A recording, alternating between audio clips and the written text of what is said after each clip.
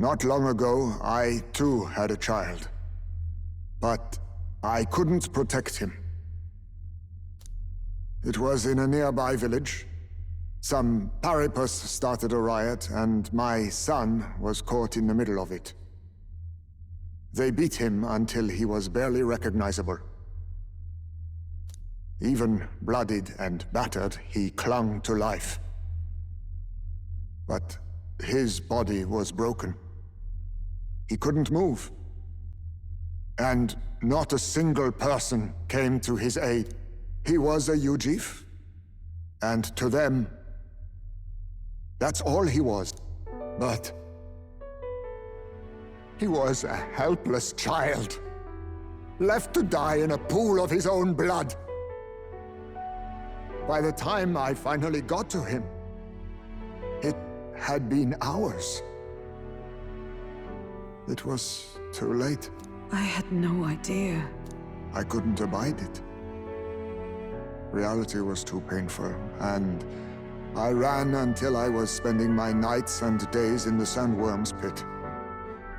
Better to live in solitude than in the embers of hell. That was the real reason I lived in that den of beasts. Heismay. And then these meddlers came along. They dragged me under the night sky I'd not seen in many seasons. This is not the life my son would have wanted for me. That thought changed my whole perspective. His memory deserves love, not pain.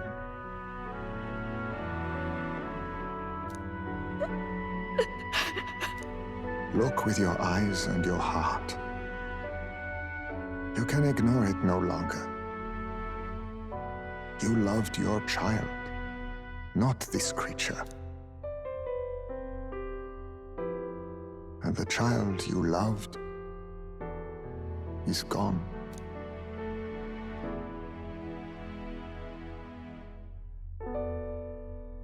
If I could have sacrificed my life instead, I swear I would have done it! I loved my son with all of my heart! I know! Nobody could ever deny you that! And now, the nightmare is over.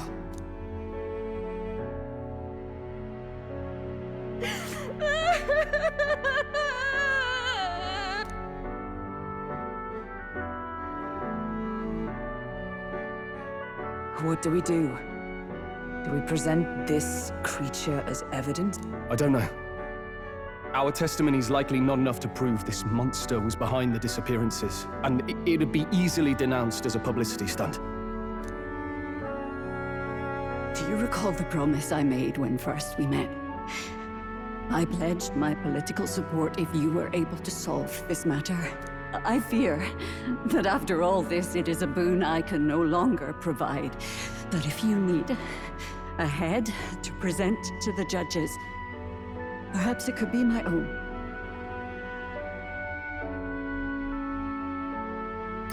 I don't know what you mean.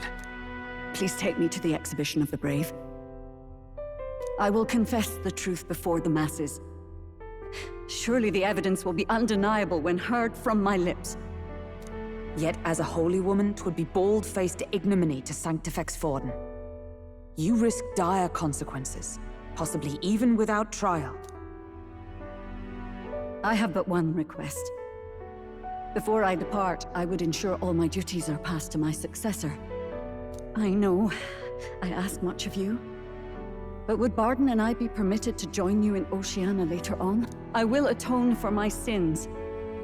For my son's sake, I must. What should we do?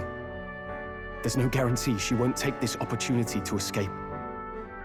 But I see her point. The people here have suffered enough unrest. If she is to leave them, she must ensure they still have guidance.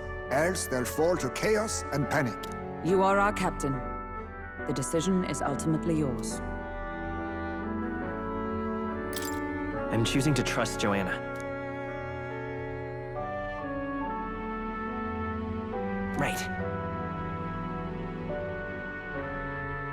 You're too nice for your own good.